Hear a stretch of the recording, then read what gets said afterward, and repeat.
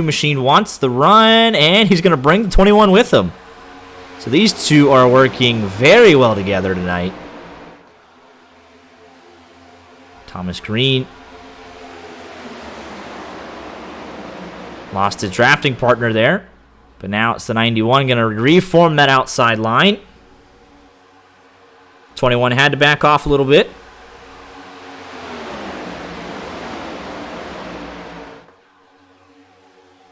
It's a dead heat at the line practically between the 91 and the 22.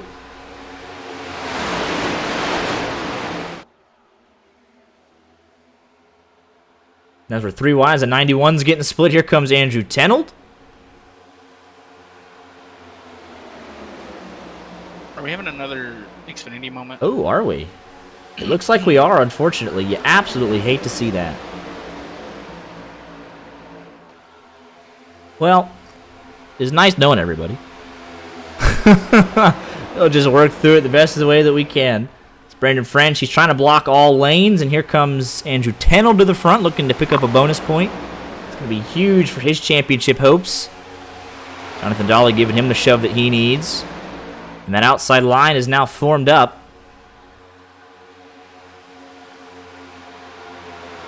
And he'll drop down to the inside, bring his teammate with him. That will allow Thomas Green to lead the outside.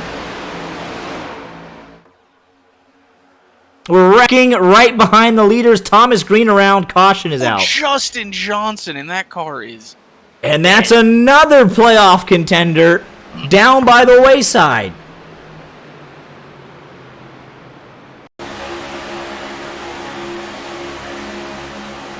Oh, and what happened there?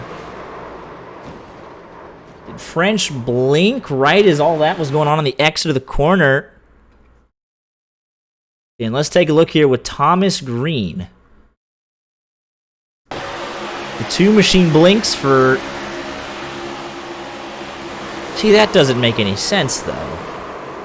That's so unfortunate, because he blinks, but I have a hard time believing he would just take a dead right. He knew there was a car there.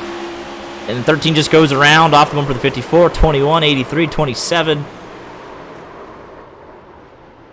And just an accordion effect down the back straightaway.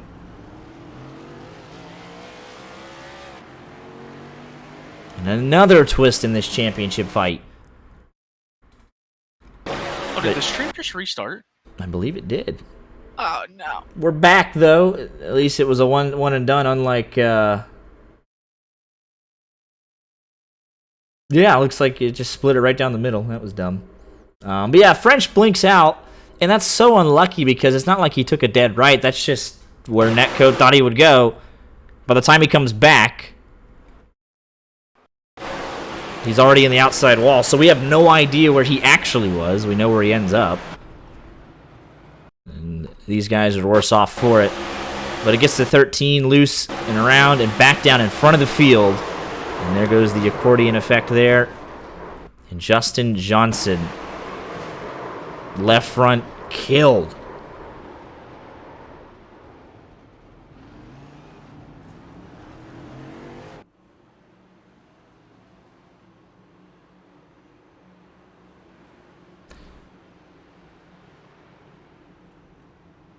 Let's see here. So let's take another look at it. We keep having to show you, but Miller out. Justin Johnson looks to be out. Unless Tenold has a terrible race. Right now he's 3rd and Justin Johnson's 26th. So it's not looking good for the 33 machine.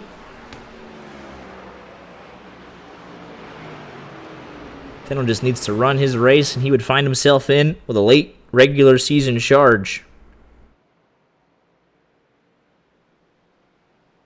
And this race has really just turned on its head inside of the first 20 laps. I think now we see the single file racing. Yeah, and again, that wasn't really... I know Brandon French blinked, but it's obviously French can't control that. That's outside of his control, unfortunately, and that's just the way that sim racing is sometimes. I mean, you just saw my Xfinity moment, reset the stream on us, but You think of it kind of like an equipment failure or an engine failure in front of the field. That's really the best way to compare it. Nothing that he could have done, although he is going to end up fine. I mean, he'll be on pit road fixing some damage, but he'll get back out there.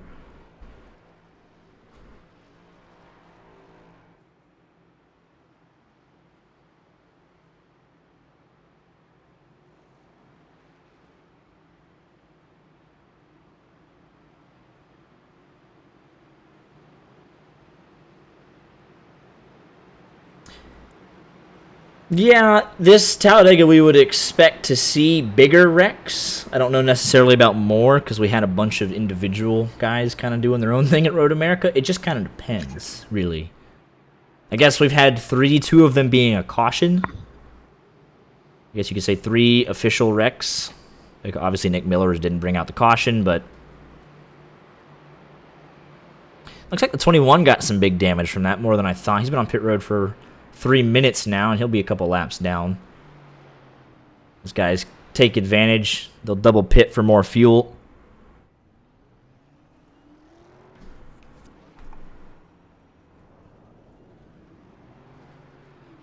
Don't count out Casey Brown. He's getting his laps back. I mean, he was 13, now he's 11. Don't count him out. If we could... Rod car rules when you need them. Mm-hmm. We're lined up again. Remember, Andrew Tennell got the bonus point for leading the lap as well already, so he's got another point to his name. Nick Miller, Justin Johnson did not, and it's just kind of one of those nights. But everyone's topping up for more fuel, so only 15 cars currently lined up, and they're all going to try and catch. And it's only going to get worse for the 33, because Casey Brown will pass him in 7 laps. So he'll lose another spot. And it'll be Nick Miller last in 28th and Justin Johnson 27th, second to last.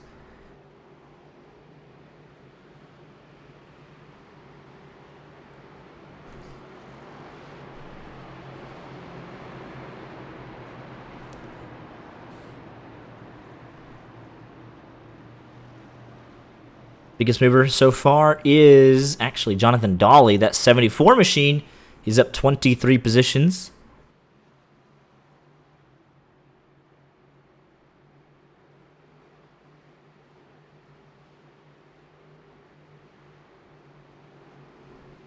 First 22 laps are, yeah, the second half of the field came in and they all topped off. Are any surprises in these first 22 laps outside of the obvious ones for Nick Miller and Justin Johnson? Oh, well, I was going to say the amount of wrecks that we've had, because it's really hard to be surprised that anyone is moving forward. Right. If I had to pick one, it would be Cabe McClinney not being further up the field, but that would be it. That's a good point. We're back underway here, and 22 will come up and pick up the outside lane this time, as opposed to last caution. He came down and picked up the inside. Well, now he picks up the inside. And guys are still kind of moving around looking for positions. They're not really going to that single file. Remember, the season opener at Daytona, it was almost exclusively single file to the last handful of laps. But the regular season finale, the urgency to win. And Randy Arms thought about 3 wide through the middle. And that could have been big. Yeah, Herbertson, he's got on that Logano scheme. He was willing to put that bumper to use. And that was absolutely a I will kill the entire field with no hesitation block. The 27 doesn't need any help for the playoffs, but you got to think he's only got Zach Almond left as a teammate. Half his team is now in the garage. So that can impact things going forward. And guys like TGR or YG Media Motorsports, with most of their drivers remaining, you got to think they have a bigger advantage than when the race started. Like that, the 22 threw a block on the 8. Now he's got to push him around the racetrack.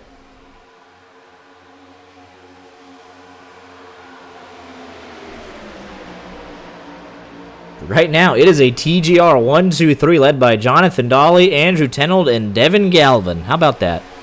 We mentioned that they might have a better advantage with some other teams dropping, and they're 1-2-3. Yeah, especially when one of the other bigger teams in CMS is Like their strategy is running on the back. Yeah, we won't see them till about lap 80. Look at Randy, the aggressive move, splitting the 74, and he'll go back down to his teammates, but Randy Arms now leads. Michael McElroy's been up there the entire race. Continue to be impressed by his race so far. 22 will have a big run off the corner. Let's see if he dives down to the inside. 83 thinks about it. As they're nearing 200 miles an hour as they enter turn number 3. And just as you say that, here's Cade McClenny entering the top 10. Picked up 10 spots since the restart. Looks like he wants to go. And he wants to go fast. Contractually obligated. Well, that's not Cade McClenny, but there we go. He's waving to the camera. Absolutely love the commitment to realism. It is real life. It is the closest thing you can get to it. And he's just sitting in that top lane and got 2 hands on the wheel. Now he's got to be reacting here as the top lane has suddenly left him and he was not able to get down. And that's how quick things happen here at Talladega. I mean, that top line's starting to form up, like cars jumping in and out. Yeah, absolutely. You just got to be aware. It's kind of like an additional sense. As the great Dale Earnhardt said, I can see the air. Or that's what his competitors claimed he could do, but you got to know where the momentum's at, where it's building, and what line to be in. And there are very few drivers, even in real life, who have like that give. And like, I mean, we saw it from Junior. He was really good here. We see it from Hamlin. He's really good here. Blaney always finds himself near the front. Blaney somehow Mickey Mouse's some photo finishes here. Hey, but he still does really well. He does. Man knows how to be there at the end. That's the biggest thing. We know, you got to be there at the end to have a shot at it, but no more so than Talladega because Nick Miller was out after 5 laps. Justin Johnson was out after 18. And their playoffs hopes all but dashed as Dolly making a move. Herberton blocking him all the way up to the top. And here comes the 27 through the middle. Herberton is really aggressive. Oh, and the 54 almost into it. There goes 59 Scarabo. Up into the wall. Right front could be killed on him. And I don't think we're going to throw the caution. Oh, they're wrecking in the front. McElroy's around. Their car stopped on track. Where's the yellow? Oh my! And that has completely. And there it is. Finally, happened. What was that? So let's take a look at what happened to Scarabo first, as that was the first wreck, and that all started from the block from the 22. He takes Dolly all the way up to the wall, kills their momentum. Triracial racing right through the middle. 54 almost hooks himself, gets into the 8, and then there's a checkup effect. Because let's show you here what happens. It's the 54. He's trying to pick up the run, and he comes up into Dolly. Dolly comes a little bit down. They meet in the middle. The 54 is all over the track, very loose. Randy Arms gives him a shot for his troubles. Then down into McElroy, who makes an evasive maneuver. And then that starts the checkup effect. What's wild is the actual caution was caused by the same 2 cars. Yeah, so Tenold backs off, 59 not able to react in time, and poor Scarabo gets a TGR sandwich. He's going to get a shot there from the 95, who doesn't know that they're checking up. And right front destroyed into the wall. Let's check the cockpit cam. Yeah, that's a toe link. He's done. And what happens to Pinder here? Does he just... Oh, he just sees that, and he just chucks it down pit road, like the Dave Blaney from all those years ago. But he doesn't wreck anybody rejoining. And then, oh, Ahmed into the wall, McElroy. What in the world? And Ahmed's gone, by the way.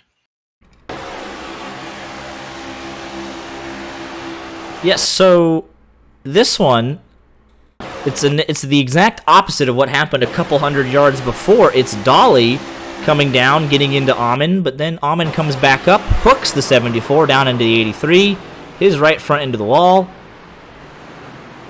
And nobody else. Oh, Cabe McClenny as the field piles in, as we were waiting for the caution to be thrown. And I have an idea of why he left. His actually wasn't as broke, but clearly he felt something was wrong with the car. I mean, it could also just be pure annoyance. Yeah. But he has more of a toe length than what the other guys had, because he has some steer. It looks like it's bent, though.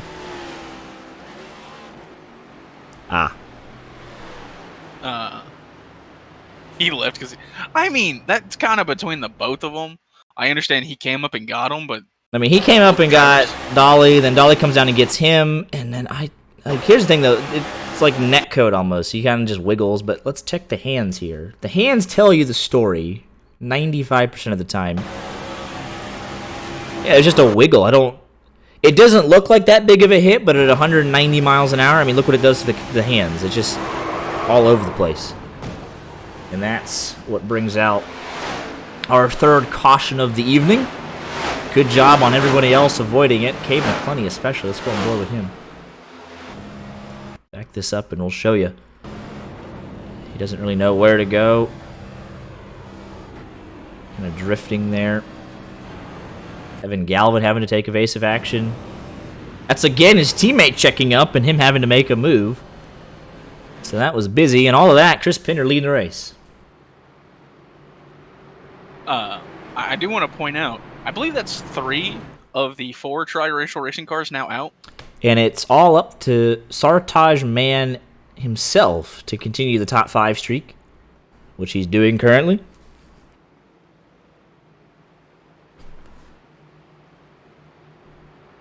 I'm just saying the odds are not looking great.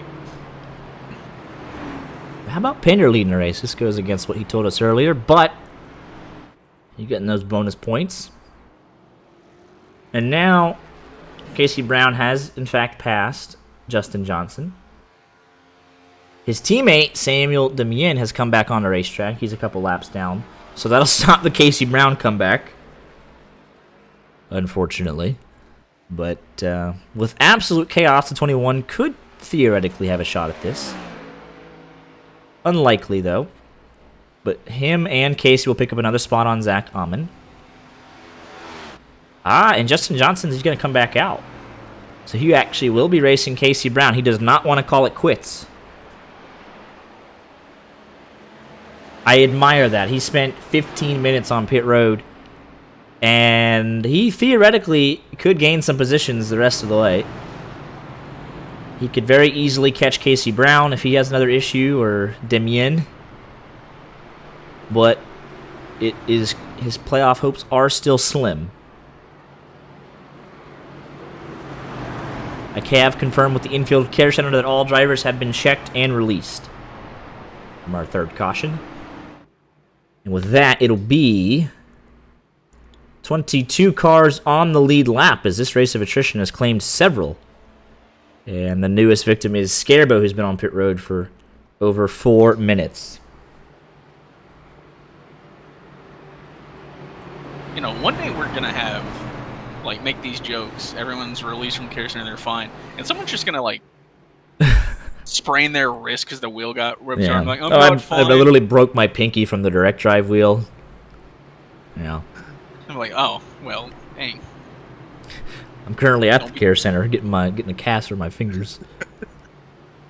How about Chris Pinder leading this race? He's also looking for his first top 10 of the season. Potentially even the first win of the season.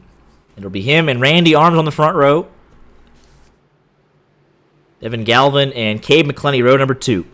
So we enter the Geico restart zone. 17, waiting on it, picking the perfect moment to go. He's going to wait till late, and he gets a decent jump. He should be able to clear up if he wants it. Looks like he'll stick to that bottom. There's only 5 cars in that outside line.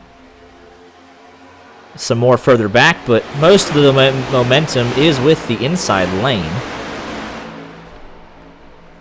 that 26. He's the 05, but ran a one-off paint scheme, so we'll give him a break for that. As Pinder leads his lap, and he says, I'm out of here. Got my bonus point. So that's actually going to hurt the inside line. And Randy Arms to the race lead. And he'll come down, pick up the 95. I'm just saying, we got picks to win moving to the front. My pick's up on the front row. Jarrett Talmadge, P8 currently. He's getting some momentum on that outside line as it could falter here as McClenny looking to go back-to-back. But at the line, Jonathan Dolly making a charge at it. That would have been a dead heat at the line, eh?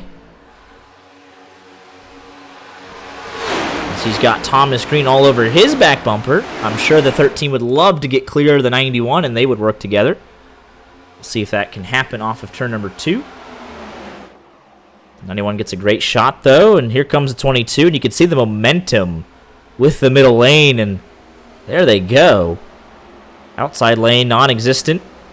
Thomas Green left for dead. Dolly will come up and pick him up, though.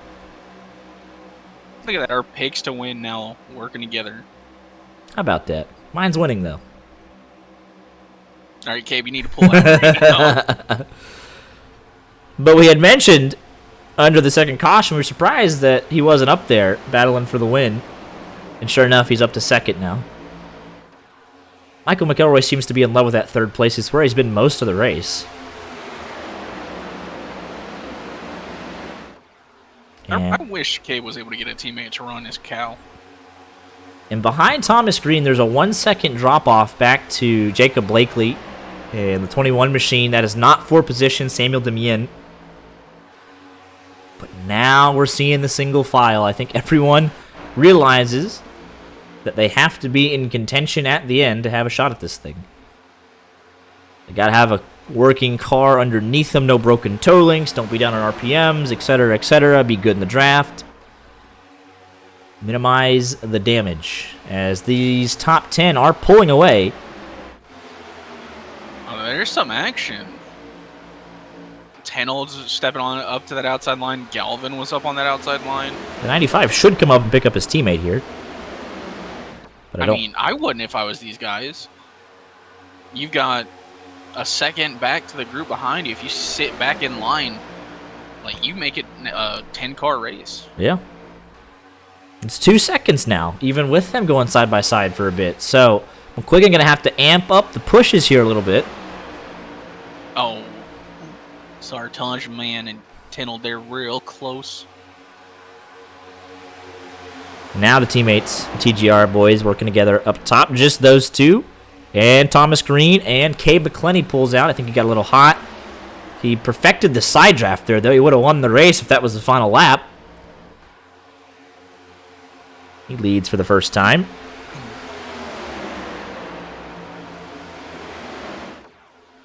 As now it's 5 on the inside, 5 on the outside. We'll see if the second group can take advantage, and it doesn't look like they're going to be able to because they're starting to get formed up and going side by side as well. This is the just least, I don't know, like, cooperative super speedway race I've ever seen. It's like, if the first group is single file, the second group can't catch them. If the second group gets single file, they're going to catch the first group. But neither is doing it. They will just be 2.5 seconds apart for the remainder of the contest until a caution comes out. With that, Brandon French, Travis DeLeon, Daniel Pendergrass, and the lap cars have seen enough. They said, we are getting out of Dodge, and as Sartaj Man was in the wall there, what happened there? We still have a car in the wall. What happened to the 27 machine? And that is that a toe link for him as well? It's pulled to the right significantly on that. I don't know what happened there. So Triracial Racing just having a race to forget. All 4 of their cars have been involved in some form of incident. We'll see if he comes in. I think he has to pit, and yeah, here he comes. He ran right into the wall. And look at that right front. It is not... That's... I think it might be curtains for the 27 machine. Top 5 streak might be over. My goodness.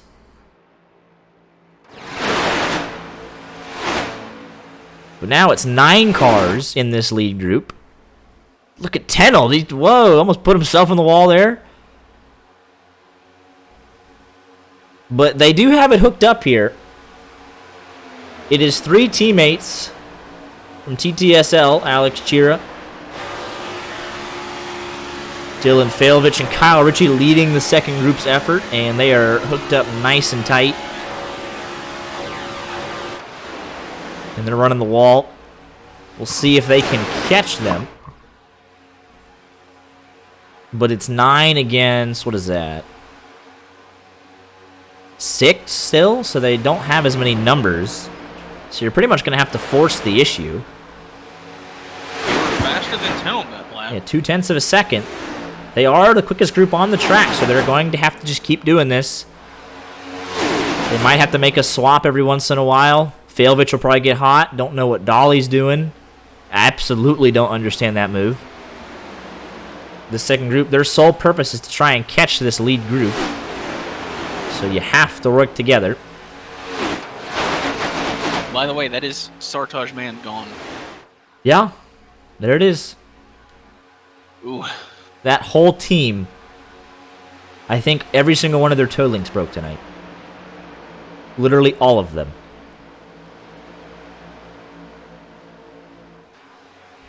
The only one still running is Justin Johnson. And I'm pretty sure, I mean, he's going 170 right now. So I still think his damage is significant. He got the toe link fixed, but look at the left side of the car still. So unless everyone else just suddenly starts wrecking out now, it's not going to be pretty.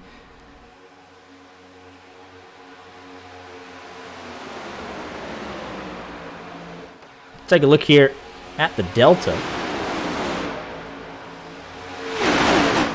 between the two groups here. And it is decreasing. They've gained 0.3 of a second in the last 5 laps. A better way to show it would be this. So here, let's do this.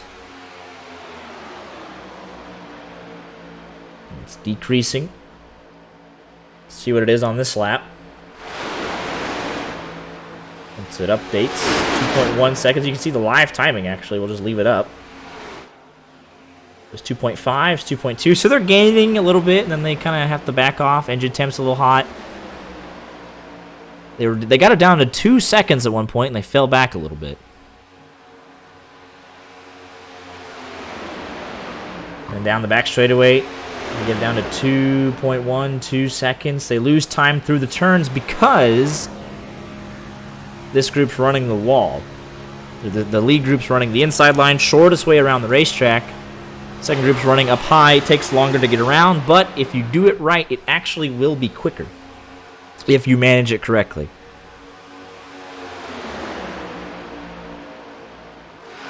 Reasons faster that time by the second group, though. There was a big checkup headed into 1, and it's 1.7 seconds. You need to be about 1 second off. And when they're swapping around, trying to get past a lap car, just work together. You just got to say, what are we doing? And there's contact, and they're going to catch them. They are going to reel them in any second now, you have to imagine, with cars beating and banging. 1.7. And you can see all the tomfoolery. And there's Justin Johnson. That's a little bit of a gap there. It's an extra car to catch on the tail end of it. Like, this is purely as someone who, when I race super speedways, if we were doing something like this and a driver pulled the stunt happening right now, you're getting the door. Like, it's 1.3 seconds now. You let them back into the race. It's Ryan Tiller now, but Tennell, I mean, he's going to fall back. Like, he's going to go to the end of this line. He'll get in line. And guess what? It's 1 second. There you go. Second group's back in the race. Excellent work by the TTSL Motorsports guys. They had a plan. It was a short-term loss going 2x2. They kind of dropped off the rest of the guys that weren't working together, and they brought this 6-car pack right back into it. Massive props to McQuiggan, Jacob Blakely, Magnus Anderson, and Jonathan Dolly for working together as well. For staying in line and trusting that the three teammates would lead them back up there. It's exactly what they did. It's 7/10. The gap's just going to keep getting slower and slower and slower. And really, they could get a great run. They could go right to the front if they wanted to, because they're getting the draft off of the entire first pack. So they could have a huge run going here. 201 miles an hour right now for this 9 machine. Look at the run. What are they going to do with it? And they're going to take it. They're going. You absolutely, I mean, it's not. If I had to pick a favorite to win, it's going to be one of the TTSL guys. I'm surprised the guys behind him weren't able to keep together. I mean, they even left that second group behind. That's how well they're pushing. They just left those 3 behind them. And they picked up a handful of spots on the bottom. And now the first group, they got to the top too late. We'll see if they can make that top lane work. We'll see how the bottom lane works. But right now, they are continuing to gain, and the 91 is going to pull out to the inside, and they're there. That took less than a lap for them to make all that headway. Outside line is still falling back. Well done, TTSL. Well done. That is how you plate race. Definitely got a little help there from drivers in that first group, though. They absolutely did. And they want the lead. There they go. 3 at a time. It's textbook. As TTSL, that is absolutely textbook. That's a huge bonus point for the 9 as well. I don't think us as a group have ever done something nice like me and you have, but... Right. And look, they single-handedly reformed the outside lane. They are going wherever they want, and it's working for them.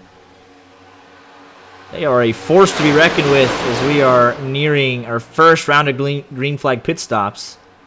16 cars. Halfway in this race. 16 cars in the lead group. Back to Ryan Tiller. They got some lap cars in there as well. Tony Scareboat. Travis DeLeon, Brandon French, Pendergrass, working with Casey Brown and Samuel Demien. William Bowman doing his own thing. Chris Pinder also doing his own thing. And he's about to go a lap down because of that.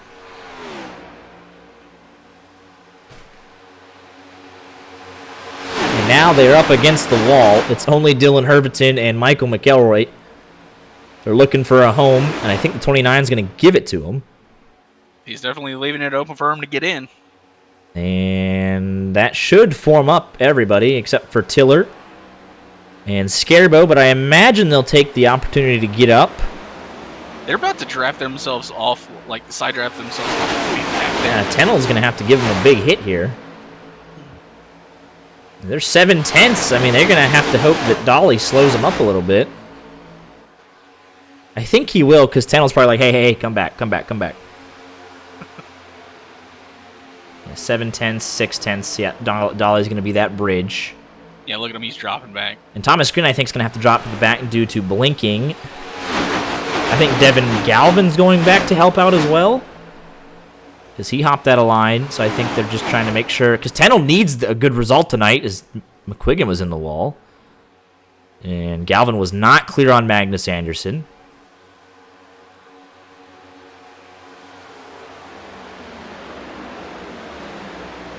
Thomas Green, he does drop to the back. Dolly is now only 3/10 ahead. So, yeah, they came back, made sure their teammate was going to be in this pack for the green flag pit stops. That's a good move. K. McLean now gets, so now we officially have all the lead lap cars, 1.7 seconds separating them, all in one single line. Chris Pinder going a lap down, and he'll try and form in. Never mind, that did not last long as Devin Galvin. Jonathan Dolly, they're going to form up as TGR guys, so that's a fine move there. Look, they're making incredible progress right now. Herberton. There goes Herberton. Yep, they're going to take the momentum from... and Blakely gets turned. Down the back, it's one car. Yellow is out, never mind. I mean, Corbin saw the dumbest thing happen, and he had to throw the caution. What is this? Why? So we were literally probably 5 laps from pit stops. Let's take a look here. I believe that was... Yeah, I don't get that, because Dolly's your teammate. And I mean, he goes up and turns Blakely. So yeah, I don't get that move because you were making progress. Devin Galvin's leading the line. He picks up Herberton. You're about to go to the front. I mean, Dolly's coming up. Yeah, I get it, but you really don't have to put him 3 wide. And I don't know about that one. It was dumb. It was an unnecessary move. Because now you get Dolly involved as well. Like, you give some damage to Dolly there, so I don't get that. Unfortunately. And I'm going to assume, like, Tindall's not getting himself an EOL. So that'll give Chris Pinder the lucky dog.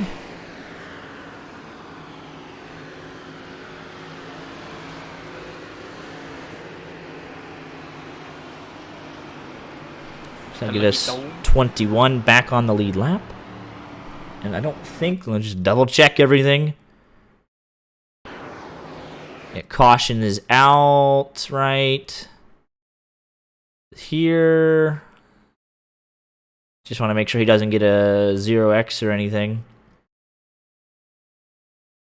Because he was right in the thick of it. Because if he touches anybody... Yeah, lucky dog should be Pinders. Yep, and he'll...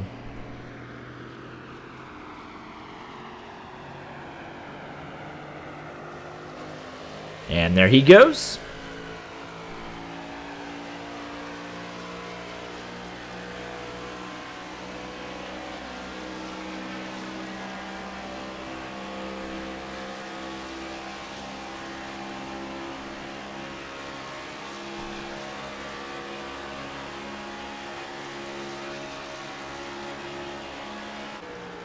I know we've mentioned the race sponsor tonight, Brandon French, in the Emily Waseman Foundation.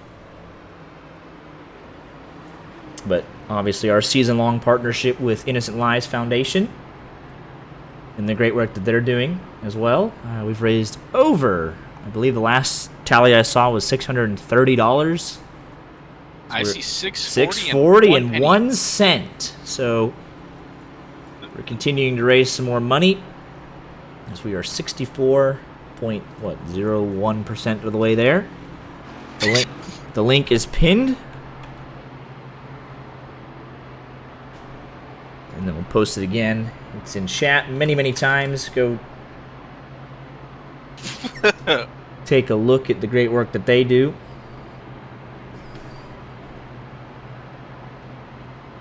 And we'll post a link directly here to their website. That's what I was about to do.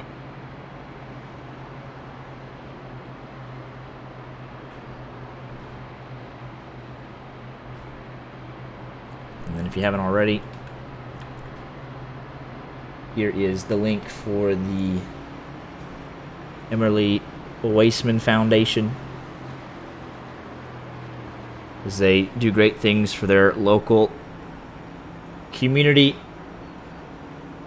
And it cannot be overstated the impact that Emily had on the lives of those around her family, her friends, her community, and the great things that they do for their community. Their schools especially, they're big on helping kids get scholarships to schools, helping out teachers, and it's absolutely incredible as they work to raise money for the community, and then just bringing attention, obviously, to childhood cancer and hoping to stamp that out permanently. And they're doing great work, and we're very happy that Brandon French took the opportunity to sponsor this race and to bring awareness to this great foundation.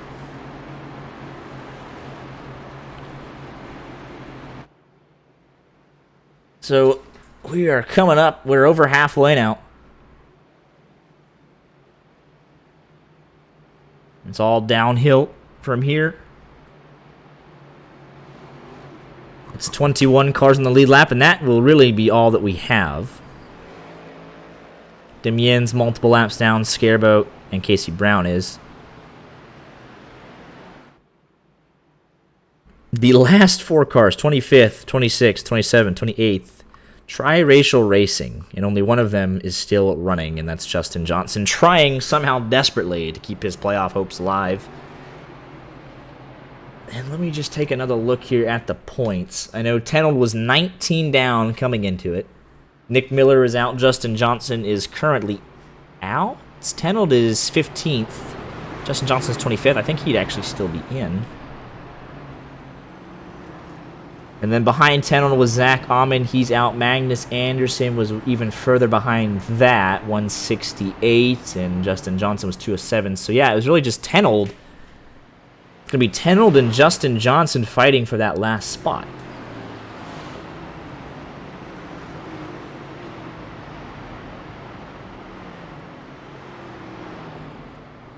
So remember that. Andrew Tenold, Justin Johnson for the last spot. Justin Johnson really is just hoping people wreck to pick up as many points as possible. Andrew Tenold's going to start 20th here. He does get that EOL. And he's going to have to... got some work to do here in the second half of this race as we're back underway. Overton with another good start. Cars on that outside line, though. Yeah, everyone double stopping. They want to make sure they can make this on one more stop. But it forms up quickly, though.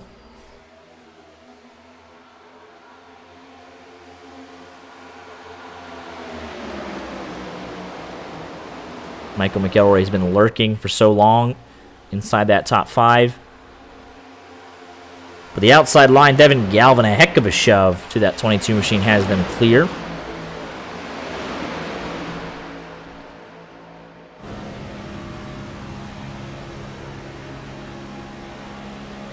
Approaching 40 laps to go here at Talladega. Long one here tonight. Regular season's finale at a plate track. It's got to be. Got to test these drivers. Biggest mover we're right. 4 wide. Yeah, we are. Cars, but they were 4 wide. Yeah, Scarebus says, yeah, I'm a couple laps down. Let's not wreck my car anymore, please, fellas. It's Thomas Green trying to get back up to the front. Let's crank it up for the first time tonight here. 40 to go. And we'll crank it up as we have to pack all nice and tight together.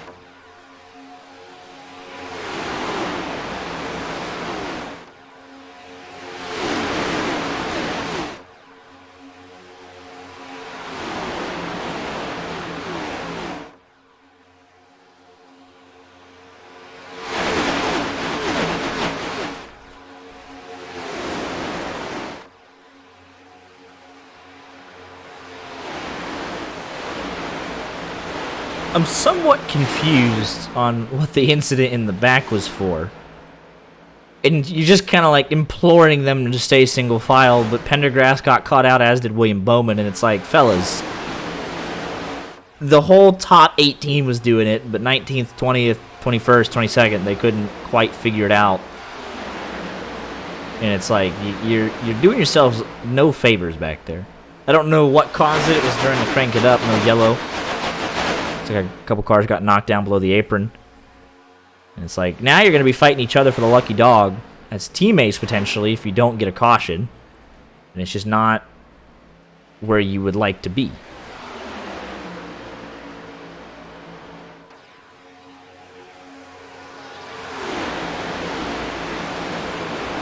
The guys further back, like, you just have to stay in line, or you'll draft yourself right off the rest of the pack.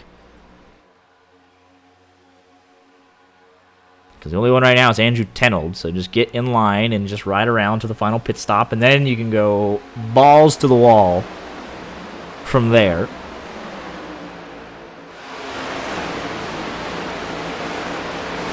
But it looks like, I think, finally... Oh, no, Tenold's still not in line. Get in line. And there you go. Everyone's in line. 3-second snake from 1st to 19th. Bowman and Pendergrass. Smart for them to do. Teammates, Bowman slowed down to pick up Pendergrass. So they'll be a little bit quicker, and that's exactly what you need to do. Teammates working together. You both lost the draft, and might as well work together.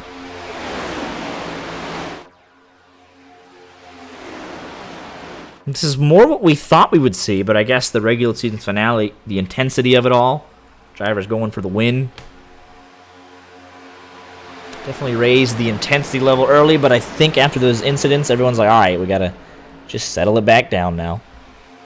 Get to the last pit stop, and then everybody can go wreck each other.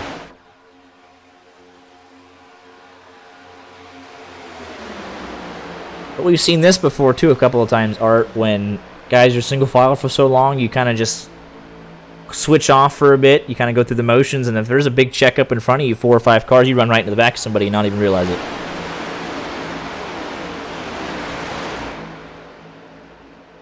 Has Art switched off as well? I have been talking the entire time with my mic up. Brutal. For the crank it up. Oh, brutal. Ah. It's like he switched off too. Crank it up and he's gone. But yeah, no, it's very easy to get complacent when you're logging laps. You could just, I mean, wow, there's actually a big old breakup in the field right now. Let's go on board here, Cade McClenny. Any excuse to show off the Wonder Bread suit. Does Brandon French have damage on them? No. They've just genuinely lost the first pack.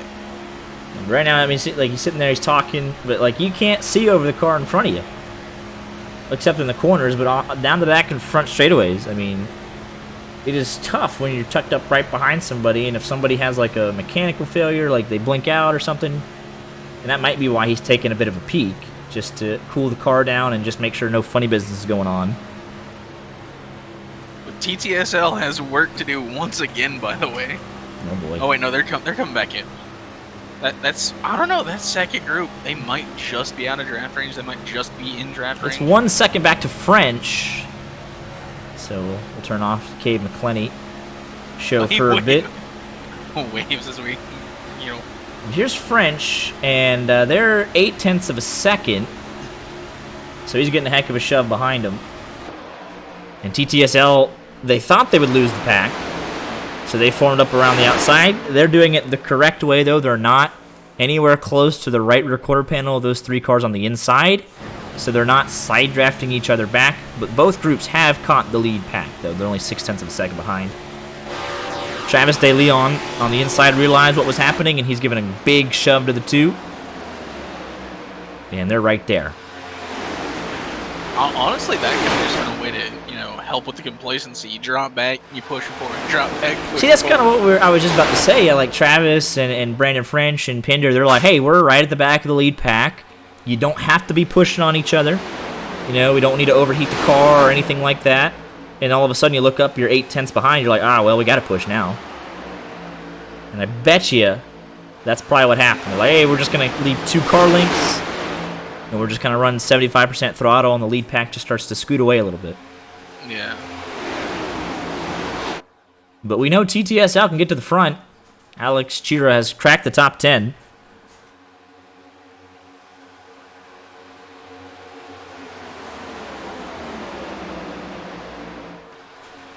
They made a little bit of headway. They got some takers. Cade McClenny going up, McQuiggan going up, and all of a sudden that single file is no more. They've worked up to 7th. Dolly's thinking about it, but he'll hop back in line. Justin Johnson, he's just running there. He's in that lead pack, not for position. But he's got Scarbo. A couple cars ahead of him. We got some blocking. Herbertson going to get a shove through the corner. Now, the 22 will make whatever block is necessary to hold the lead or to lead of the line. And now it's 2x2 through the entirety of the field, minus those last 4 cars on the inside.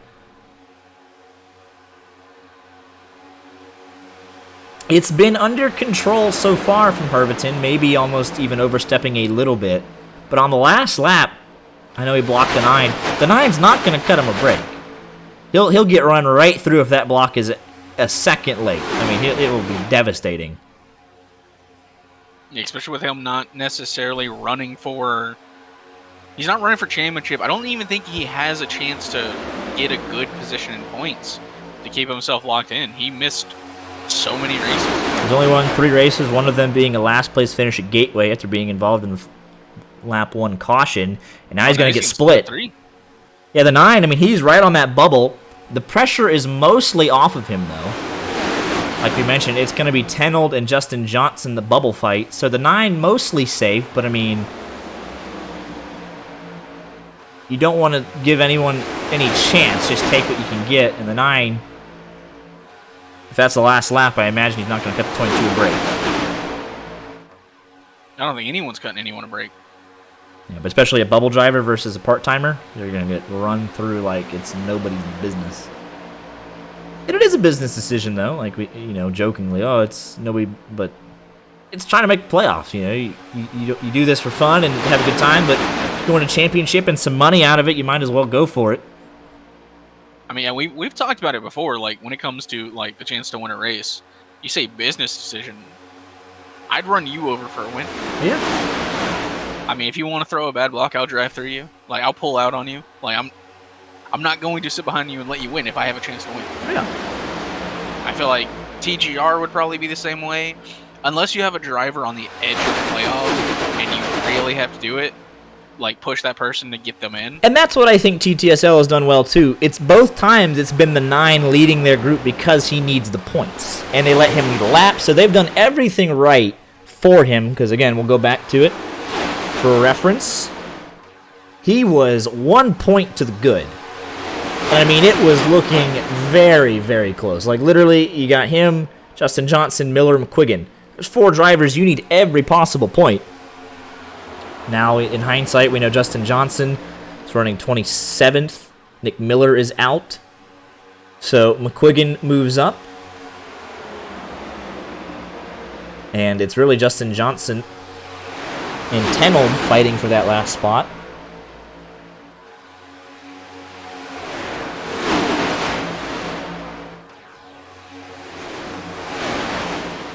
And really, right now, it's not much of a fight if Tenold finishes highly. Right now, he's just kind of hanging out at the back. But if Tenold just gains a handful of positions, runs top 8 or whatever, it's really over. Miller and Johnson fall out, and Quiggin and Tenold move up. There is a potentially scary partnership in this field, and I don't think they know it. But if Herviton, who he's somewhat working loosely with Crew Racing and McElroy. But if him and Cade McClinney got connected together, they're probably some of the best cars in the field in terms of actual skill. They could get connected in an actually tandem. That would be a pair to me.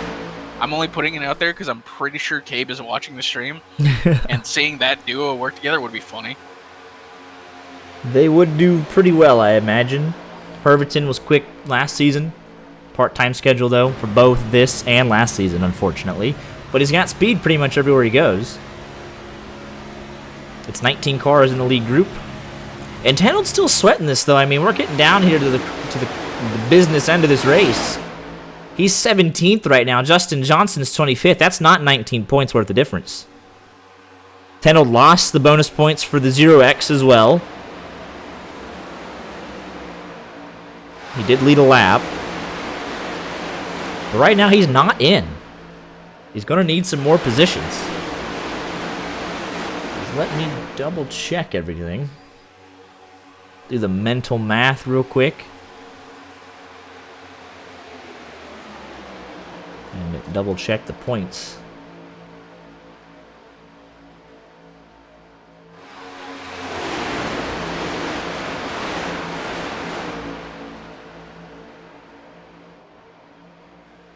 Yeah, 3 bonus points for 0X, 1 point for leading a lap. 1 point for most lap sled. Race winner gets 3 additional bonus points.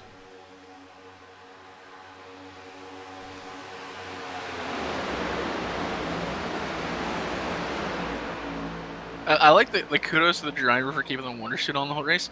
I don't think he has much option to take it off. Unless you change it under caution. Oh. But that's a lot of pressure right there. It'd ruin the bit. It would. You gotta commit. He's got to be recruiting. I know there's another McClinney running the Next Up series. He's going to have to get him to get a count on him for next season. Yeah, absolutely.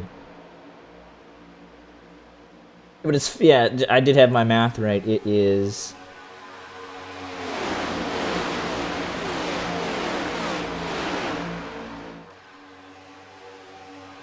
43 points for the race win, down to 1. So 17th, 25th, that's not enough to make up the difference. We do have a crank it up redemption, absolutely. Here, as we got 25 to go, we'll crank it up.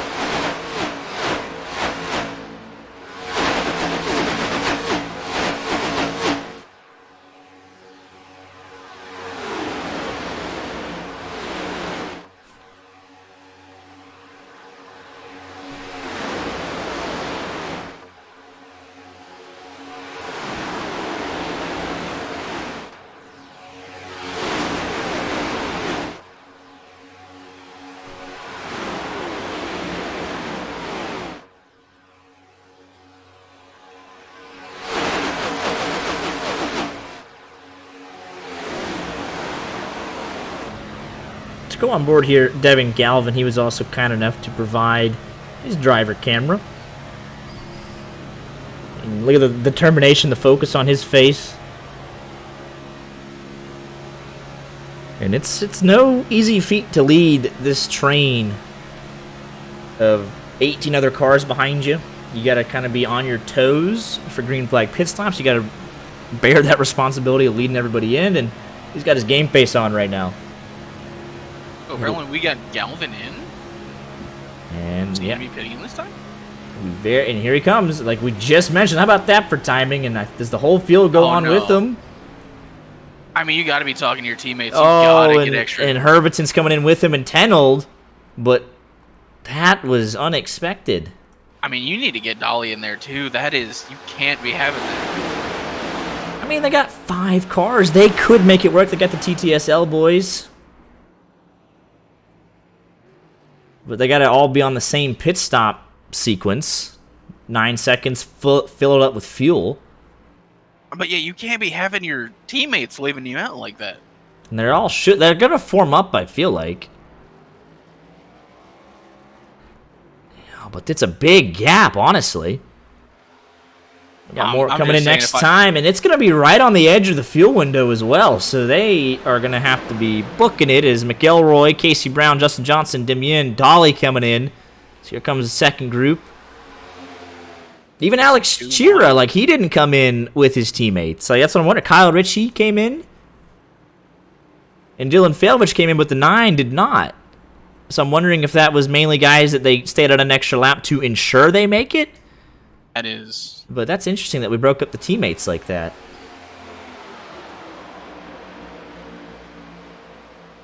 I'm surprised a couple teams did that. And here comes the last group. It's going to be 5 cars. McQuiggan, Blakely, Anderson, Jarrett Talmadge, and Thomas Green. Michael McElroy is the first one out from the next group. Herbertson would be the one trying to overtake him. So this is the net battle for the race lead right here. And here comes everybody else. And they look to navigate it cleanly. So actually pretty good stops from everybody. Randy Arms is going to be all over the back bumper here. So they're going to get formed up very nicely. Herbertson 3 seconds back. He's only got Devin Galvin. So I do not think that they'll be in the lead of this race. They got Cade McClenny and Dolly. It's a couple 2-car packs. It works out for the TTSL boys. They'll be all right there. Yeah, but Herbertson will not be leading this race. It's 5 cars at the front. McQuiggan is out, and he's got a heck of a gap. to the 4 behind him. Oh, and they're fighting. That is not what you want to see exiting pit road. Oh, and Blakely's got to be careful. And he'll make a pass on the apron. Blakely might have a penalty. They're all very close. And they're going to run down McQuiggan. Now here comes Michael McElroy. This group is already up to speed, and you got to think they'll fly right on by. Arms and Justin Johnson pushing for all they're worth. I mean, these 4 are connected. Talmadge is pushing for all he can right now. So they're actually, they're going to get up to speed here. Well done from this group. They do not leave McQuiggan out. So that might hinder them slightly, but that was well done from both of these groups. I know Magnus wants to help his teammate there, but you've got to take that run. You're letting him get. And here comes the 2-car tandem. Arms and McElroy. They're going to stall out ever so slightly. They made it all the way 3 car lengths, but the run will die out. And Ryan Tiller is tasked with leading the second group now as those first 2 have merged. So this is the second group. And it's 8th to 12th. Kyle Ritchie, Dylan Failvich asked again to do the heavy lifting. This could be disastrous for Tenold. He's 15th. Justin Johnson's 25th. I don't think it's enough. Alex Chira should be fine. 17th makes you sweat. Don't know if he knows the mental math in his head, but just makes you sweat a little bit, and Tiller does get them in. Herberton good pushes, so that gives us 12. In 12 versus 5, you like the 12's chances even if they start fighting. So you think this group needs a caution. They most likely do, and then Travis De Leon, French, William Bowman, and Pendergrass. They will need a caution. As Michael McElroy to the front from Randy Arms. And they'll go down. They tried to bring the 21 with them, but he did not get clear.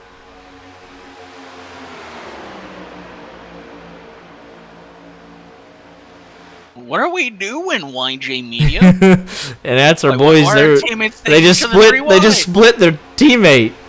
He said, "All right, Damien, you're the sacrificial lamb. Go slow everybody else down." Michael McElroy, league owner, leading some of his first laps on the season. I love to see it, as he has orchestrated a fantastic league for everyone on Monday nights to come out and enjoy. You have to have a conversation with the team meeting. It'd be awkward Tuesday morning debrief. Hate to see it. Gonna have to ask some hard questions.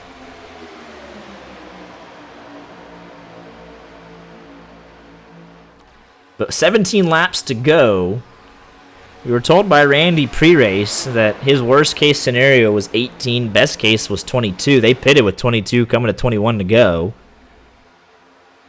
And that was them pitting on 73. So the guys that blinking in that outside line. That's Thomas Green. So the guys that pitted on 74, you think they're going to be good. 73 is the question mark. And that's the 22 that Randy was talking about. Lap 72, Dylan Herviton, Kyle Ritchie, Dylan Failvich, and Andrew Tenold, along with Devin Galvin. Those are the lap 72 pitters, and they're going to have to save a lap somehow, some way. And if you're Kyle Ritchie, pitted on lap 72, and you're leading this line, that's asking a heck of a lot from him. He might, obviously, it's the implications. He's locked in. It doesn't really matter. He's just racing for a win and some bonus points. He's locked in. They're trying to help Chira get in. So he just might be like, all right, I'm going to lead this group. I know how to lead a line up to the pack. Just push me. I'll run out of fuel. But Tenold, he can't afford to run out of fuel. I mean, he pitted on lap 72 as well, and he's fighting Justin Johnson for that last spot. And right now he's 15th. Justin Johnson is 25th. And that's not going to be enough. So he cannot afford to run out of fuel.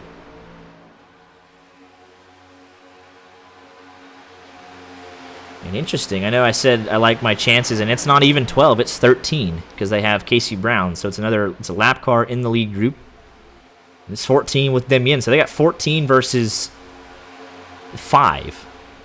And they are making up time. ever so slightly, but 2.5 seconds. Yeah. And with that, you look at the numbers, you think that the group of 14 has more momentum, but look at the gaps. McQuiggan's trying to save fuel. Herberton, he's put it on 72, so he's trying to save fuel. The energy is not all connected. There's leaving gaps, and they're having to check up a little bit when those gaps close. They close in on each other. They check up. It's an accordion effect. The group of 5, they don't necessarily have to do that. You can kind of get away with 3 cars nose to tail pushing each other, and sometimes 4. But they don't have to check up as much because there's less energy. They kind of know they can see everything a little bit better, and they just go for it. And they're 1.5 seconds. I mean, they have caught this lead group. They need one more big push from the 88. They hope that his engine will hang on. He's been pushing big for a couple of laps. They just need 1 or 2 more to catch Ryan Tiller. And it's even better because that's 1.2 seconds to Ryan Tiller, and Casey Brown is behind him.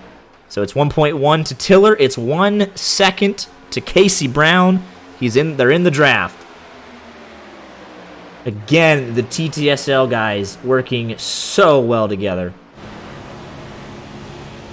If one of them doesn't win this race, I will be a little surprised. Yep, and they're officially 0.9 of a second to Tiller, so it's even closer to Casey Brown. And here they come again. It's obviously not going to show us the oil or water temps, but they're there. So Failovich can now start to back off and cool his car down. Again, the 88 with some clutch pushes. And Tenold says thank you very much. He's got a shot at it. And you see, the second they caught up to that pack, you even saw it with Tenold. Like, they all started checking up because there's more of an accordion effect. I mean, it's going to give that 76 a chance to potentially save a little fuel here in the closing laps. Same thing with Tenold and Herberton. They're going to try and save a little bit. Got an awkward situation brewing here. Pendergrass and William Bowman. They are in danger of getting lapped before the end of this thing. And if that happens, they'll both be a lap down. And there's the lead group. As Scarbo goes another lap down. That'll put Justin Johnson on his lap, I believe. Or at least one behind. So Scarbo and Justin Johnson, that could be a crucial point late. If Justin Johnson can go from 25th to 24th, and Tenold has a slight mishap at the end of this thing.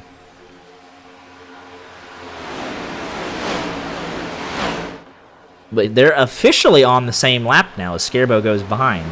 It just happens to be a whole lap. Yeah, but next up is William Bowman and Pendergrass. They've worked well together, 2-car tandem. Doing the best they can, but 5 can catch a pack of 14, 2 cannot. Because the second car in line has to have a chance to breathe. So they might have a discussion of, hey, can I get the lucky dog, or how's this going to work? Because they are both in danger of going a lap down. 10 laps to go. It might not matter. However, if we don't get a caution, we could run this out to the end. There are 17 cars to settle it. Back to Chris Pinder. And Scarbo actually does catch the pack. So that actually kind of snuffs out Justin Johnson's chances of catching him. So it seems he's locked into 25th. Tenold is 15th still. He's not going to get in with that. I'm sure he knows that he needs a good finish, so I expect him to move up soon.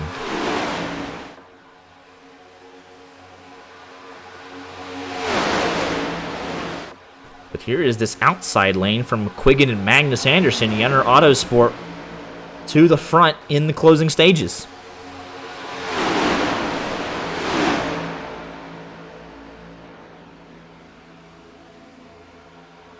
Michael McElroy has been working with Randy Arms for so long. On that inside line, Jacob Blakely, who got turned earlier in the race. He's up inside the top 7. Herberton back in the mix. We thought we're about to be 3 wide.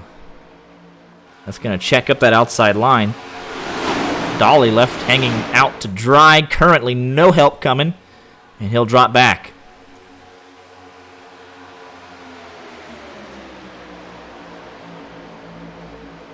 Eight laps to go. Can they make it back around? 7 more times to get to the white.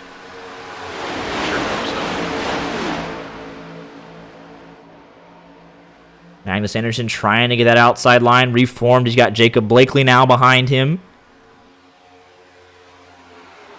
Kind of surprised his teammate's not going up to give him a little bit of draft. That's another Yenner Autosport, so we have 3 inside the top 6. Thomas. Yeah, why is McQuiggan not going up there? Thomas Green, Jarrett Talmadge teammates, Randy Arms. The only YJ media driver. And McQuiggan does make that move. He picks up Magnus and Blakely. It wasn't clean. Like we were mentioning, Randy's the only YJ teammate currently inside the top 10. Tiller is 11th. Devin Galvin does not have his teammates right by him yet. The TTSL boys are hooked up together. CMS is a bit spread out as well.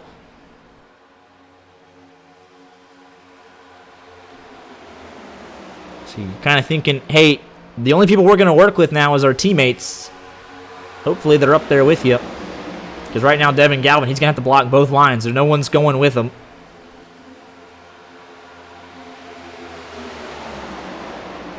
Ooh, there's going to be a checkup in that inside line. McElroy was a little squirrely. You can see guys kind of dipping below the apron, trying to get away from the checkup. Jarrett Talmadge moving up. The inside line has lost the momentum. It's going to switch several more times before the end of this race. Guys are going to drop to the bottom. Outside line, they lose 4 drivers right there. But they come back up. And right now, it's a Yenner Autosport 1, 2, 3. They've had a quiet night, but they executed well on the final green flag pit stop, and it got them to the front. They stayed out of trouble. And right now, they're managing the race well. Comes Jarrett Talmadge with Cabe McClenny. They're trying to make the third lane work. Thomas Green going to the inside.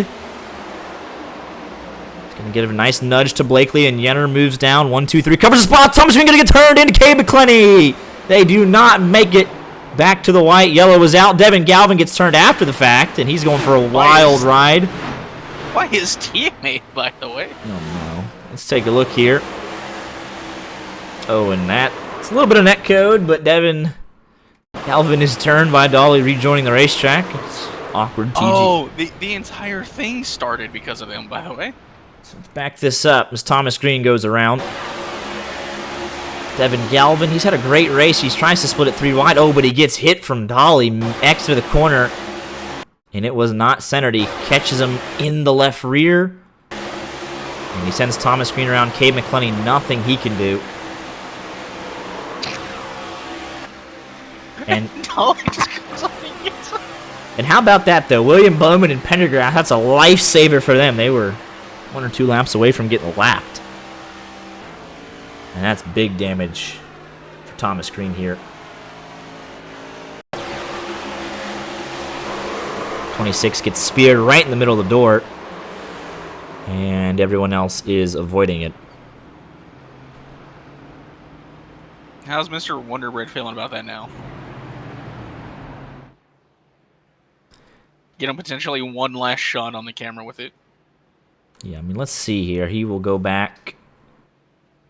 He's 5th. It was right in the middle of the door. The toe link should be fine, but you got to think he'll come down and pit, and he does. It's Devin Galvin. Here's Cabe McClenny coming in. Kind of a stoic face there, realizing that might be his chance of a win out the window, but we'll see what the Wonderbread crew can fix up for him and give him one last shot at it. Hey, Cabe, if you're listening, thumbs up or thumbs down, how you feeling? I mean, he's giving us some waves, so I believe we might get an answer. But he's going to have an extended stop here for repairs. He'll probably... You can't go a lap down at this point, so... He'll most likely just get as much damage fixed as he can and then head back out. A little bit of right front damage to match it as well.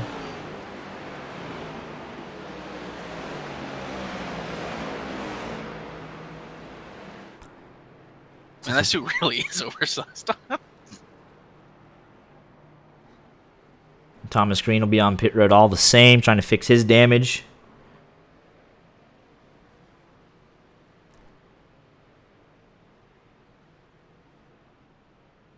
It'll be still a Yenner Autosport 1, 2, and 3.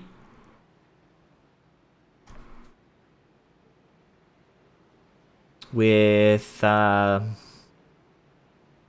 it will be the first attempt at a green-white checkered. He hit the double thumbs down. Ooh. Ooh. I mean, he's already been on pit road for a minute. Both him and Thomas Green, heavy damage. Thomas Green is actually out, though, so he's okay. And if he can't get back out there, that'll be 20 cars in the lead lap. We shall see. Blimp Cam, as the field is exiting 4. He's got to leave soon. He's got a minute 42, 43, 44. So he's got a lot of it fixed. And this is actually disastrous for the top 7. I didn't even realize what was happening. That sends us to a green-white checkered. 8th on back pitted for fuel there. So the top 7 are going to be sweating this out on fuel. Like, tremendously. As Cabe does get down and away, still got big damage. But he'll be on the lead lap. He's hoping for some more wrecks to fix more damage, because you get 2 minutes of pop fixed. That's really all that, you know. It is what it is. So he's hoping for one more, get another 2 minutes of damage fixed, and he might have something for him. But I don't think in that car's current state he'll be able to do a whole lot. I still have faith in him. It's not all bad, though. I mean, he's not running for points. He's a next-up driver. And he is well on his way to getting an automatic promotion anyways, so we'll see him again next season no matter what, as he is leading the championship, 3 wins in the Next Up Series.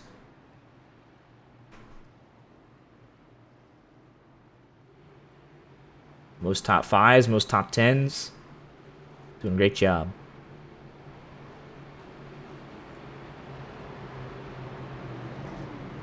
And he's coming back in again, so I think that is with...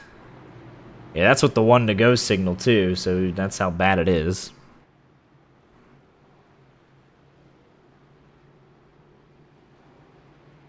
TTSL cars are doing great. They've had great teamwork. They got kind of caught out under the last round of green flag pit stops. However, they'll restart 11th, 13th, and 14th at our first attempt at a green-white checkered.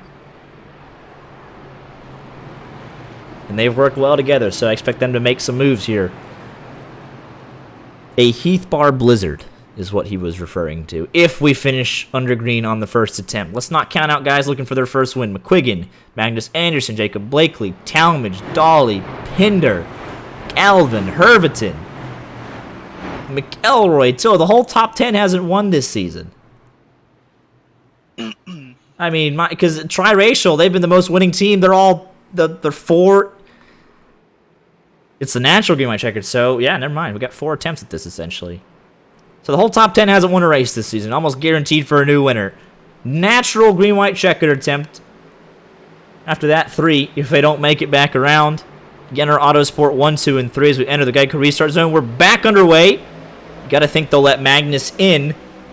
It's exactly what they do. Can't change lanes before the start-finish line.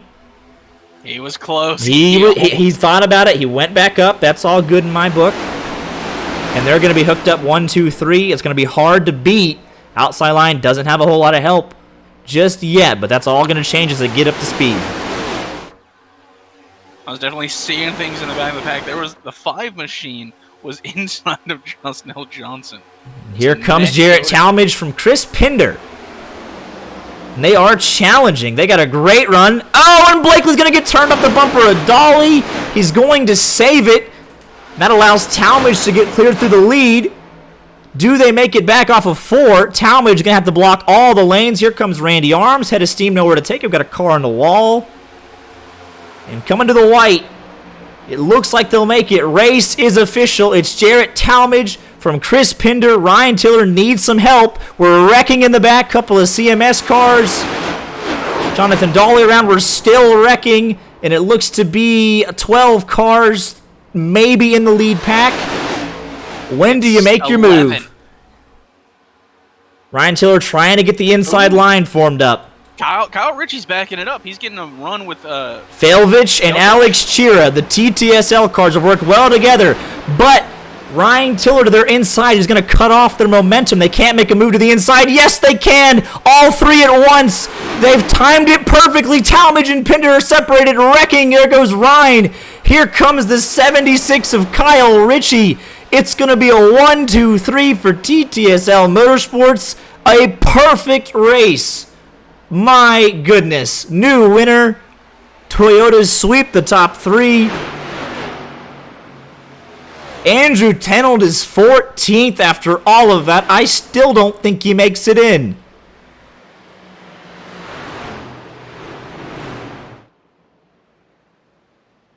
What a race for TTSL Motorsports. Kyle Ritchie, he was already locked in to the playoffs. He picks up a win to close out the regular season.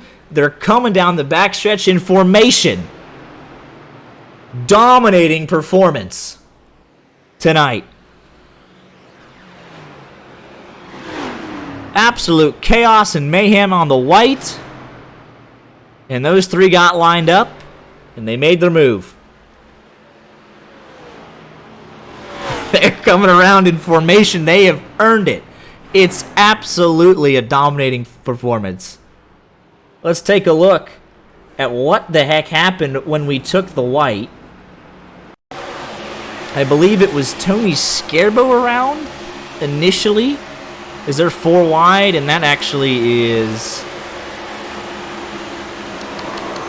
That was Dolly. They were 4 wide. Devin Galvin, Daniel Pendergrass. And I think Galvin comes up into Pendergrass, and there's nowhere for any of these guys to go. And they are just all wrecking wildly. There's a secondary wreck with that. I gotta say, you're missing some group burnouts right now. It's looking good. Let me go ahead and get that.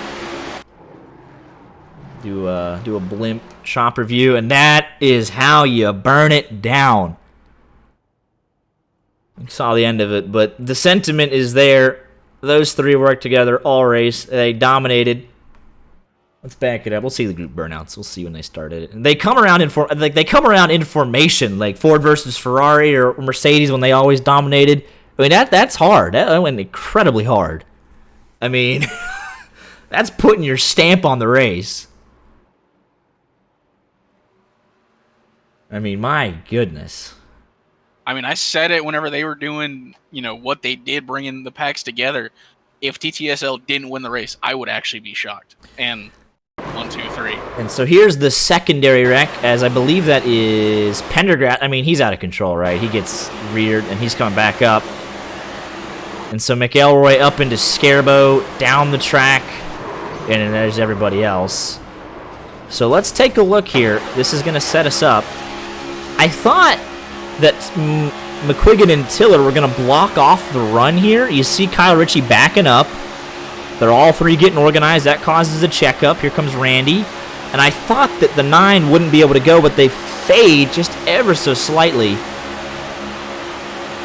And there they go. They make the move. And McQuiggan goes up right as Thomas Green has come down. Literally, Thomas Green is way down there by now. I don't know if McQuiggan realizes it. He comes up into him, all while not being clear of the 23 that turns him in front of the field. And it's off from there. By the way, we've got all 3 of them in the booth. So, in the waiting room. Do you want to give them? Yeah, well, that's what we're gonna do. But here's what I don't understand: what is Tenold doing here? You have to get a good finish to make it in. You're 14th. I don't think he gets in because of this. He loses a spot to Blakely. He doesn't pass Thomas Green. And then his teammate runs into him again. Loses a handful of spots there. He was going to comfortably in if he just takes it to the low side. I don't get that. I mean, he sees this, right? What in the world? I mean, that's a playoff potentially like missing error.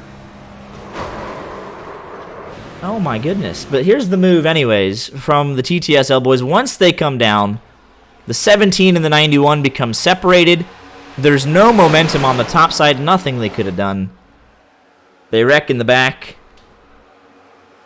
And they come home 1, 2, 3. No thought about it. They take the victory here. So do you want to do them one by one or all three at once? Because it was a really good team effort. They get to come in all one by one. So start with your race leader then. Or no, all at once. I lied. That's what I meant. You... Yeah. I meant one at a time. So, all right. Here with TTSL Motorsports, and there is one word that can sum up y'all's performance here this evening. Masterclass. You guys continually formed up that second group multiple times, working 1, 2, and 3 together. You dragged them back into contention 2 or 3 times, and then really that move, Kyle Ritchie, your race winner, backs it up to Failovich and to Alex. You make your move into 3, and literally no contest coming to the trial, and it's just a dominating performance. I know you told us last week you would do well. You worked well together all night long, and this is a picture-perfect performance. You put it in the dictionary, whatever you want, of how to manage a plate race. Even when you were further out of it, you work together and you get back into it, and you restart outside the top 10, all 3 of you, and you end up 1, 2, 3. Just a perfect performance here tonight.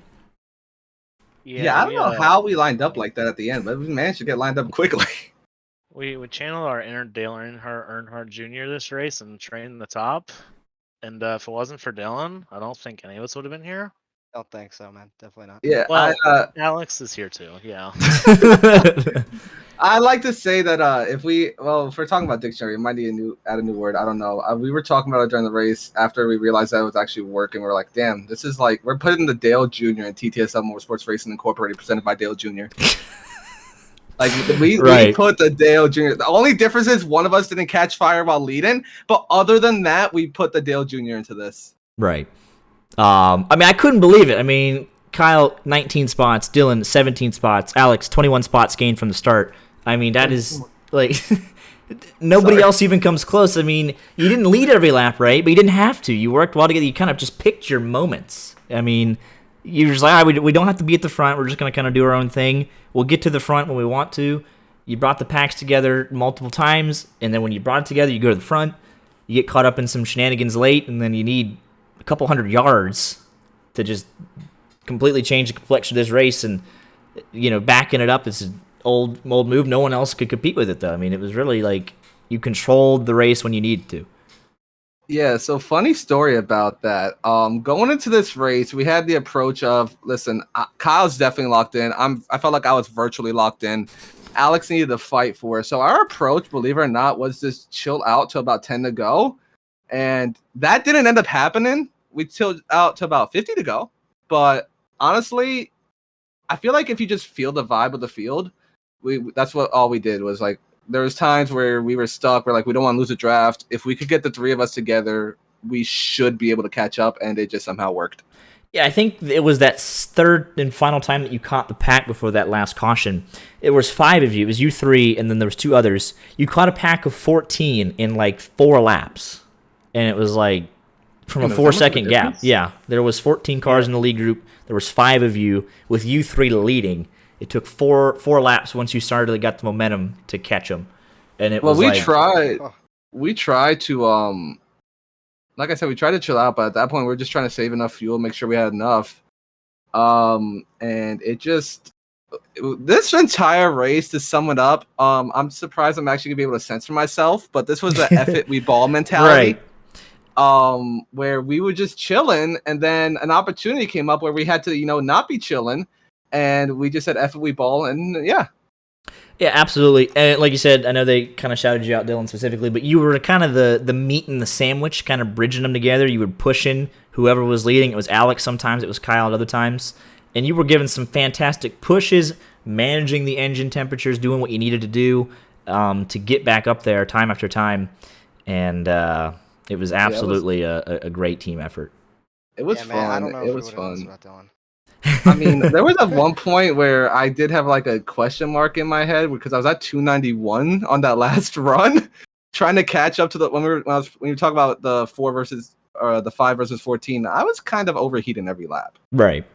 And I was kind of impressed. Like you didn't really seem to get too. You're like, whatever. We're just gonna try and do it our best. And if the engine blows, almost. I mean, that's how often you were pushing. And like I said, F we ball. And it was great because, like you mentioned, you and Kyle were sitting pretty in the playoffs. Alex came in +1, and obviously triracial kind of imploded tonight. Justin was out, Sartaj, Zach Om, and Nick Miller. So Alex kind of like the worry was off, but I mean before that they were doing good. Like they got you out front, they gave you a bonus point for leading the lap.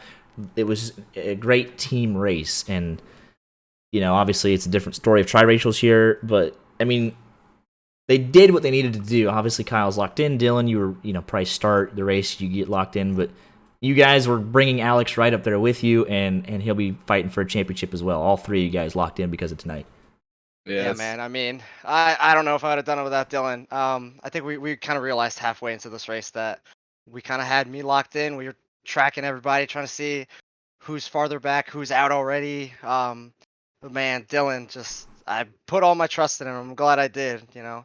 Had the ups and downs, but I put my faith in Dylan and it worked out. So it feels good for all three of us to be here. Absolutely. Thanks, and then, Alex. I'll cash out you the $20 later. And then off of 4, once you make that move, you all three pull down. You time it perfectly. What was the decision there? It's like, all right, we're just going to lead him 1, 2, 3, or was there a thought, Dylan, to pull out, or how did that kind of? What was the decision? So I'm not gonna lie. Until the middle of 3 and 4, my focus was let's get us together where we have the decision of making it ourselves, and then kind of like I have like the Ryan Blaney approach where he's always like, I'm gonna work with my teammates until I know one of us could win. Right. But I mean, at that point, it was once I saw that we were just gone in the trial, I'm like, nah. It is what it is, bro. Like 1, 2, 3. I'm not gonna do anything to mess it up. I can finish first. I can finish second. I can finish third. I don't care as long as we got the 1, 2, 3. Yeah. Myself and Art could literally never do that. Art would have right hooked me so quick.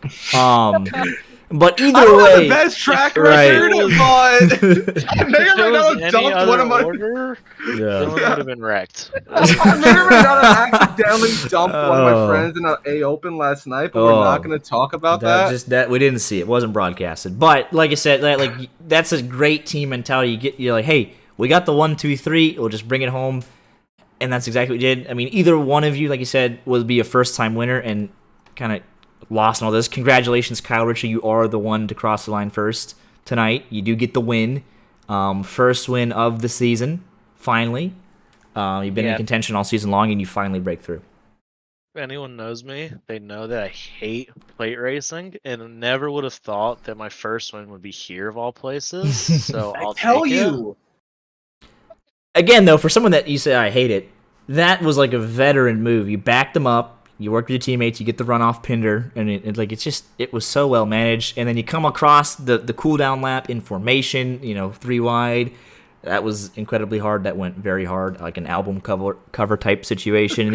And then the group burnouts. I mean, just an absolutely great team display here tonight. I mean, it's Art. Let's take notes. We got to, that's us. I tell Kyle all the time he's better at plate racing than he gives himself credit for. He has the same thing that I do, where we just hate where a lot of these races you have to just ride it out. If you don't have help, you just have to ride it out because you don't know when the wreck's going to be. But I mean, I felt comfortable with these two around me. Yeah, absolutely. Yeah, the bar has been raised for a team race, and that's how you do it. Congratulations to each of you on the podium finish, the win. You're all in the championship hunt. We'll go on next week to start the playoffs at Chicagoland. So perfect. Actually, it's All-Star Week. Oh, never mind. I forgot about that. We take a week to unwind North Wilkesboro for the All-Star race. I don't know if North Wilkesboro for an All-Star race is the definition of unwinding. Well, next week is just so I can get my anger out on Dylan before the playoffs. You know what? How about you get your restarts better, okay? Oh. But it's all falling apart so quickly right after dominating before. But no, we go to North Wilkesboro. We'll have some fun. All-Star race. Kind of just, decompress a bit. Everyone's like, all right, we're in the championship. We got a week to kind of plan and strategize. But yeah, it'll be good. All-Star Week, excited. And yeah, we'll see you fellas next Monday. All right, thank you. Alrighty, Also, I guys. just want to say I was listening to the broadcast during the race and hearing I appreciated what y'all did with you actually describing what the charity was doing. I'm not gonna lie, I pulled up another tab under caution while in my pit stall. I'm gonna lie, so this way sounds safer. But I pulled it up because I heard what y'all were talking about, and I appreciate that because it's just nice to see like. There might be some beef, but it's nice to know, like, at the end of the day, this is what we're all doing it for, and I like that y'all made sure to go in depth about it, and it was really nice. I still got the tab open. I'm gonna read more into it later. Yeah, absolutely. Got shout out Brandon French for the race sponsorship in that charity, and then obviously the season-long partnership with Innocent Lives Foundation. But just great stuff, and appreciate you taking time to research that. And like you said, that's what we're here, race for a cause. Each and every week, and I know the league admins do a great job getting that all put together. Listen, anyone that knows me knows I love nothing more than a charity race or just doing something for charity. I love it. So thank you all for doing this. Yeah, absolutely. Still got plenty of time left in the season to get those donations in and to meet our goal. So just definitely appreciate the drivers coming out and making it possible. We couldn't have it without you guys. So just appreciate you guys chipping in and putting on great races and getting the word out. No problem. Thank you. Alrighty, fellas. Well, again, congratulations. Just completely blown away and impressed by what you guys did here tonight. And I look forward to seeing you back here next week. Thank you, Hopefully. guys. Thank you guys. Thank you. Thank y'all. Keep them all out the And they're gone. All right. That was just the bar really has been raised. I mean, that we've seen some good stuff from OCM racing in the past, triracial, Tenno Galvin, but that was a different level tonight. The only time we had a 1, 2, 3, 4 going in a previous ARS league race, Mm-hmm. and the only reason we did that well was because of the money on the line. Right. So like we can do it, like we can work well when it's like, yeah, we'll split it, so there's a reason to just Right. fall in line and take it, but YJTTSL collaboration coming soon. doubt. All right, we got some people in the waiting room. We'll go through the rest of the post-race interviews. This is a good race. I don't really think there's any particular order. We ball. Here with Dylan Herberton, Jacob Blakely, and Magnus Anderson, who are in the waiting room. And we'll just do it live. Anyone got anything particular they'd like to say? You guys all ran up the front, made some aggressive moves, and were there in contention on the last lap for the win. Hell yeah, man. 22 car was running strong. Made my presence known again. Feel like I've been showing back up and haven't really, other than winning the pole at Road America, haven't really got to right up front. The only time I've been making the cameras is if I'm wrecking out. So happy we were able to lead the most laps and put the 22 car up front for a little bit. It was kind of nice to come back out here and feel like I'm actually competitive here. Didn't you lead the most laps there, I Dylan? did. I led 32. It was insane, man. We had this Roush Yates engine power is running strong, Yeah, the 22 machine dominated early, like you said. And, Dominated early. I dominated all race. I don't know what you're talking about. 32 laps is He not was up there. all right. Yeah, he was up there most of the race tonight. Definitely there. Made himself known. Good to see you back, by the way. Obviously, like running the part-time schedule, but definitely glad to see you back. And you've had the speed. Yeah, hopefully we'll be back for the most part full time. I have Mondays off now, so Nice. I can Well, actually start congratulations. making some races and not get Awesome. stuck at work. But yeah, it's been nice. I know I was pretty aggressive. I came into this race saying I was going to be pretty aggressive. I know I got called out by a couple people for blocking up to the wall, but I was kind of race dirty by some people over the course of the last couple of weeks. People lap down, racing me and whatnot. So just trying to show people that I'm not here to screw around, and I'm trying to, show everybody that I'm a clean racer, but I can be aggressive and make moves when needed. So. Yeah, there was one or two that were like, oh, wow, from the booth. But like you said, yeah, being aggressive, you were, like, hey, I'm going to lead these lines. I'm going to lead the race. I'm going to do what I need to do. But it was mostly under control. Like I said, there was one or two that was like, holy cow. It all worked out for the most part. But yeah, glad to have you back, and definitely showing that you're a contender for wins going forward. I appreciate it, man. Yep.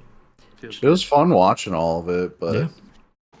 man, our team was rolling towards the end. Yeah, you guys, Magnus, the Yenner Autosport boys, you guys nailed that final pit stop. Got on and off really quick, and you and McQuiggan were kind of just leading them down, and then obviously we had the caution reset everything, but you guys were in contention late as well as a team, and you guys had worked well together.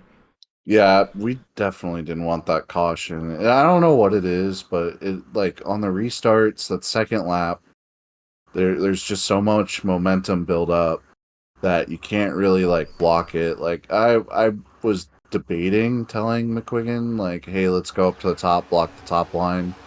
But when I like looked up and saw how fast they're coming, it was like I don't want to cause a big wreck and ruin a decent finish. So we just kind of worked together to try to get it sorted out and get towards the front again, and it never really panned out. But man, the teamwork, pretty crispy.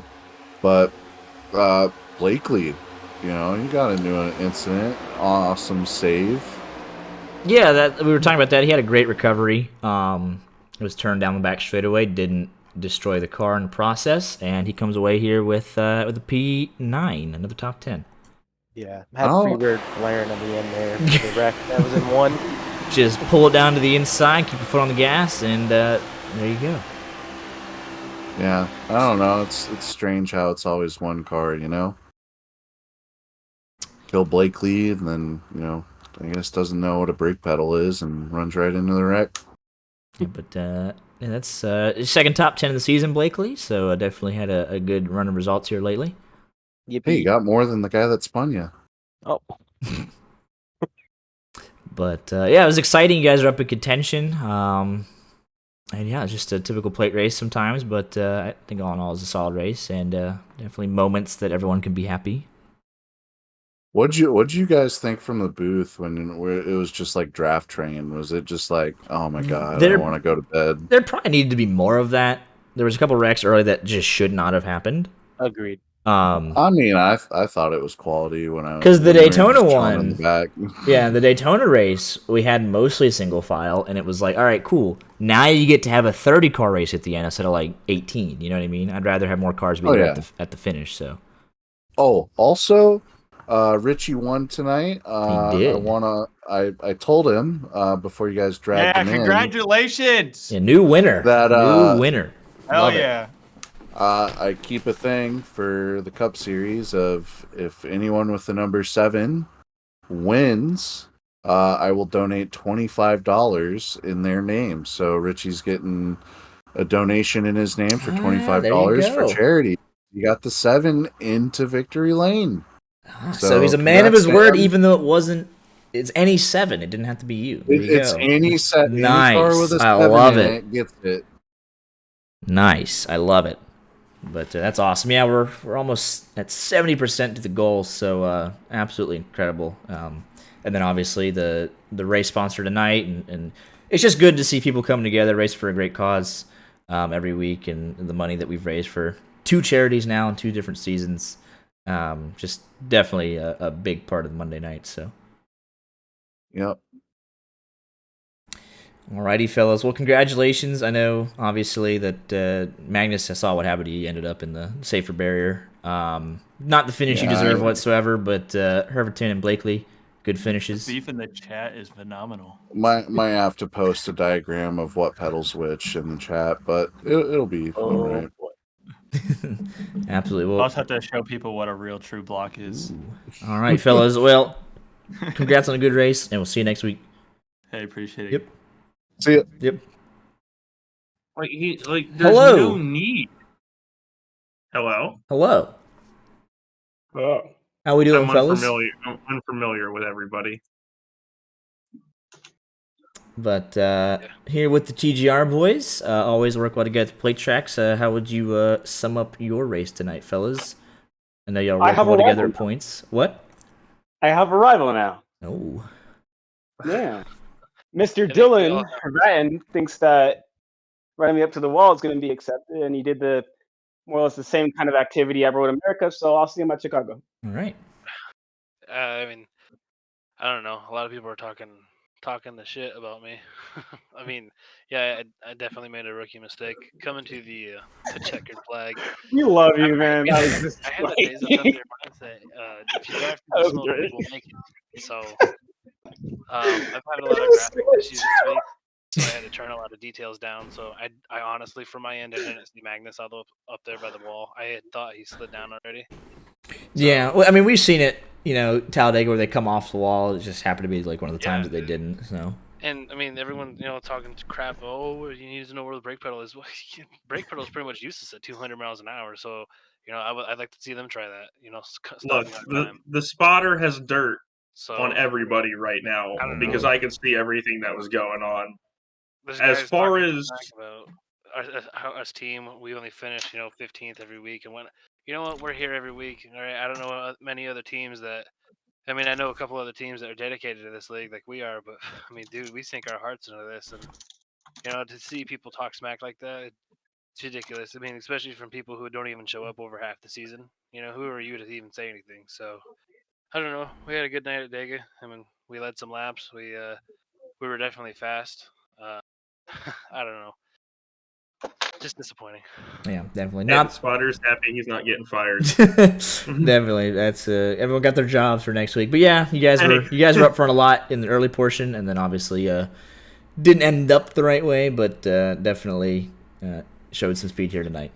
And looking forward to being at the All-Star race next week and seeing that play out. Yeah. Next, I mean, I don't know. We've seen the chase; it sucks, but I'm excited for the All-Star race. It'll be interesting to I might even sit that one out just to watch. I don't know. I haven't made up my decision yet. Don't really feel like an All-Star this week. So, I don't know. Where's the All-Star race at? Is it North Wilkesboro? Yep. Oh, never mind. I'm racing. I was gonna say, you didn't know what you passed it up. Is there rules against next up drivers for that? I'm not. I do not know the format. They don't tell me nothing. Okay. No, I'm just kidding. But yeah, always a pleasure, fellas, and look forward to seeing you guys next week. Okay. You'll see me Wednesday. Well, I will not, but the rest. Wednesdays. No. Yeah, they don't do Wednesdays. We don't double dip. I don't think they have enough to pay us, but no, I'm just kidding. I'll cough up so much. Enjoy the carnage. There you go. All right, fellas. Well, good luck. I know some of you guys race Wednesdays as well, so good luck Wednesday or Monday next time we see you. Thanks. For sure. Yep. Thank you. Here with the CMS boys and Chris Pander, you were there off of 4, and it was almost your night. What were you seeing there those last couple laps? I saw Jarrett Talmadge's bumper. He was actually really good to push. I think that, I don't know. It was good. It was a good race. Happy with it. Hey, you lit a lap and then got right to the back, so you get a bonus point for that. First top 10 of the season.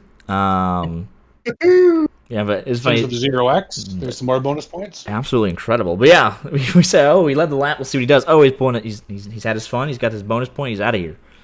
And they were racing way too aggressive. I wasn't staying up there with them. Right. No, I get it. And you guys played it smart, hanging out at the back. Like we see you do at play tracks, unfortunately.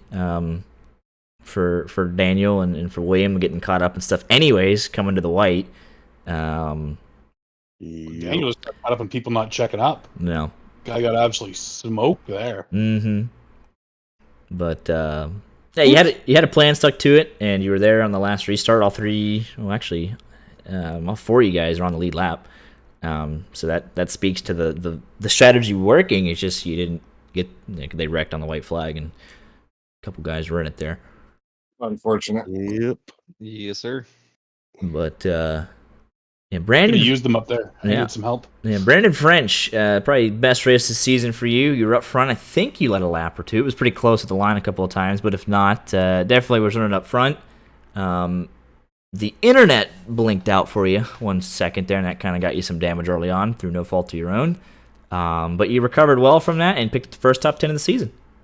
Yeah, it was a good run. I don't know. You said I lost internet. I didn't realize that, but I kind of wondered what happened up front, but we were able to recover. So and then I got adopted. Yeah, I see you down here with the CMS boys. I mentioned that you were the only one to not have like a declared team name or a teammate. You just kind of run up there with whoever, and you were out front doing it all by yourself the hard way. But these boys bought you in and got you right. and picked the first top 10 in the season. Yep, it was a good time. Yeah. But again, just big shout out. I know we talked a little bit earlier today, just on sponsoring the charity for tonight's race. Greatly appreciate you that, and just another shout out for the Emily Waseman Foundation and the amazing work they do for the community. Just wanted to thank you again for sponsoring that and just racing for a cause every Monday night. It's incredible to see the causes people get behind and the attention they bring. So just a big shout out from me to you. I appreciate that. It was good to bring them up in the Emily Waseman Foundation. Everything they do for our local kids around here, it's a great thing for them. So. Yeah, absolutely. Link is in chat for more information on them and the Innocent Lives Foundation as well. And appreciate the time as always, fellas, and we'll see you next week. See ya. Yep. Later. Yep. And last but certainly not least, the Planet Sim Esports boys, Thomas Green, Jarrett Talmadge. Jarrett, you're my pick to win. Came up just a little bit short. But on the top 5, and you'll both be racing for a championship. Yeah, I tried. Didn't know I was your pick. Well, realistically, you should have ended up in the catch fence when I pick you to win. It's usually a commentator's curse. But you did pretty good, all things considered. Most times we pick people. Yeah. You were working with Pinder there. He said you were pretty good to push. Just the TTSL boys lined up 3 in a row. It's kind of hard to beat for anybody. Yeah. But you were up front for most of the night. Yeah. Yeah, I didn't really want to lead coming to the white, if I'm being honest. Kind of found myself there. I figured they'd come up to block us on the backstretch, and they didn't. I found myself in the lead, and not really where you want to be in these because you're kind of a sitting duck, if I'm being honest. And by the time they came down and I could see him around Pinder's car, if I would have tried to block, I would have just caused a wreck. So I just decided against causing a wreck and took home a top 5. So better than nothing. Yeah, I mean, it also, just for whatever reason, it kind of looked like you and Thomas weren't able to get hooked up as well as you probably would have liked tonight. I mean, you're together a couple times, but kind of separated there at the end a little bit and not able to to work together as well as you guys have in the past at these play tracks. Yeah, Thomas is kind of slow. But yeah, you guys both had a solid race up front for portions of it. And just definitely kind of what we expect from you guys at these play tracks. And you've had strong regular seasons, and you're both headed into the playoffs. Yeah, see if we can't go win a championship. Yeah, try. Absolutely, fellas. Well, congratulations on a good run. Thomas, you kind of caught up in that little wreck off 40. You recovered to 11th, but not the worst night, all things considered. Causing all them wrecks. Whoa. And then actually, I forgot you were in that wreck. You were in the wreck that brought out the green white checker too. Yeah, see, look at this man. He's causing every wreck. He was in the final 2 wrecks, and he still gets 11 somehow. So that's talent for you. You got 2 number 1s, I guess, behind. But yeah, definitely. Like you said, strong portions at times. Just needed a little bit more to go your way at the end. But definitely going to be a force to be reckoned with in the playoffs. So looking forward to that in 2 weeks. Absolutely. Alrighty, fellas. We'll have a great night. We'll see you back here next Monday. You too, man. Too. Thank you. And there is Brandon French going by. First top 10 of the season. Love to see it. But yeah. Art, your final thoughts on tonight's race? Chaotic, good finish, and domination from TTSO. Yep. And here are the final race results. I got to work out some kinks there with some of the driver team names, but we're trying some things. Nevertheless, let's top 3 for TTSL. Planet Sim Esports, the Honor Sport, round out your top 5. Brandon French, first top 10 of the season. Absolutely love it for him. And again, just massive shout out for him sponsoring tonight's race. Then we head further on down the order. So we head to Daniel Pendergrass, last car in the lead lap, and then everyone else involved in some stuff early on, broken toe links. Justin Johnson just squeaks in, too, somehow, some way. Had he been the first triracial racing car to have an issue, he might have been the one out, but we'll wait for the official scoring, but unofficially, I think he might be in. And we'll wait for the official scoring. Be sure to be tuned in for the Race Affinity socials and ours. We'll retweet all their good stuff, and we'll just see how it shakes out. Also, race next week. Looking forward to that. And yeah, LSRO ended their season last week with their championship. Rodcar did as well. So right now, we're just on Monday nights. Like I said, just be sure to stay tuned to our socials for announcements and scheduling releases. Or hire us and give us a lot of money to talk about you turning left. Or right. We can do those too. We do road courses as well. We do not discriminate. But yeah, that is the Emily Waseman Foundation 94. Links are posted in chat for all of the great information for the foundations, for Emily Waseman and for the Innocent Lives Foundation. And we'll see everyone here next Monday night, 8:30 Eastern, for the All-Star Race at North Wilkesboro. You'll have a great week. Stay safe, and we'll see you next Monday.